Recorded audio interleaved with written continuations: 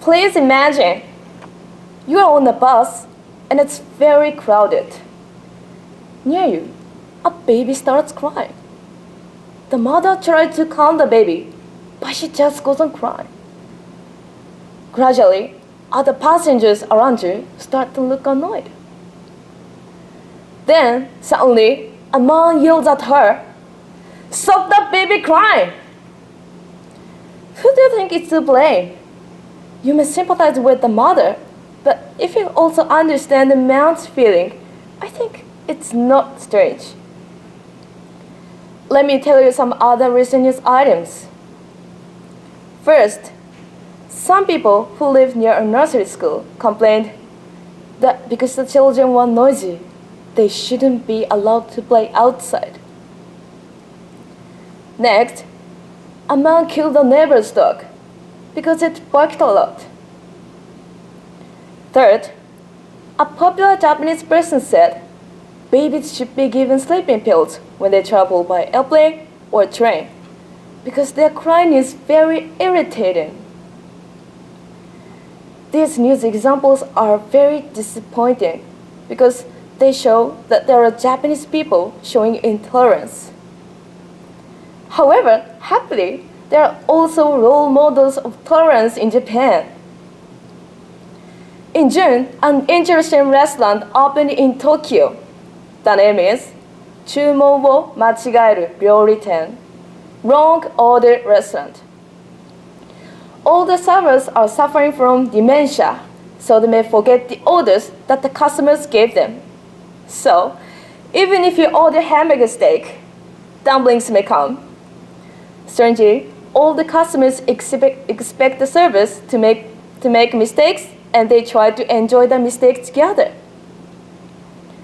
Another example is a Japanese violinist who showed amazing tolerance during his concert. While he was performing, a phone rang loudly because a member of the audience hadn't turned it to silent mode.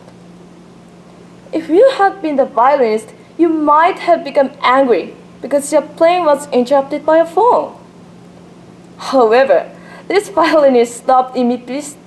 The violinist simply stopped in mid-piece and played back the ringtone he had just heard. He didn't directly blame the audience and transformed irritation into laughter. Many Japanese, however, are not so tolerant, so we need to look at the reasons. One reason is that Japan is a closed society, so we have the idea of inside and outside, an idea which leads us to exclude others from our own territory. To put it simply, people can accept mistakes by their own family members or good friends easily. In contrast, however, if strangers bother them, people are quick to criticize. For instance, even if your friend's baby is crying, you won't care about it. But if strangers bother them, people are quick to criticize. If stranger's baby cries, you will be irritated. This means we need to be more inclusive. However, even if we feel annoyed, traditionally, we didn't used to show our feeling openly. Because Japanese people have the idea of honne and tatemae, true feeling and official position. This means that we show a calm attitude even when we are irritated by others' behavior. But recently, this idea is lacking. So we need to get back the part of our culture. The next reason for intolerance is our expectations about what others should do or be. For example, in Japan, we consider it natural to be on time and to stay quiet on trains or in public transportation. So when we find others who don't follow such expectations, we brand such people as lacking in common sense. We need to be more accepting of different values. The last reason for intolerance is Japanese traditional education at the school and at home. I'm sure all of you have heard this phrase, don't bother others. When I was a child, my mother was always saying this to me because I was naughty and I often caused a lot of trouble. However, this idea leads us to believe not only that we should not bother other people, but other people shouldn't bother us. How can we get back the tolerance which is lacking? I believe we need to change our ways of thinking. For example, instead of thinking that the crying baby is noisy, we can just accept that it's natural for a baby to cry.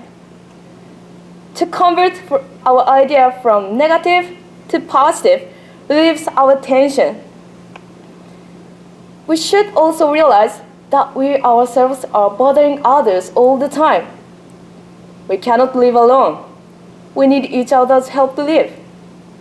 Therefore, we will find it's impossible not to bother others. Parents and teachers should tell children, we should try not to bother others, but we know we will. So, we should accept others even if they bother us. In conclusion, changing our ways of thinking is the easiest way to create a better society. I'm sure some of you will have babies or dogs in the future, and you'll bother others and need help. So, we all need to be tolerant. Perhaps you will encounter a crying baby or a barking dog on your way home today. At the time, please remember my speech. Don't be irritated or blame others. Just accept them. Be a tolerant member of a Japanese society and our world. Thank you.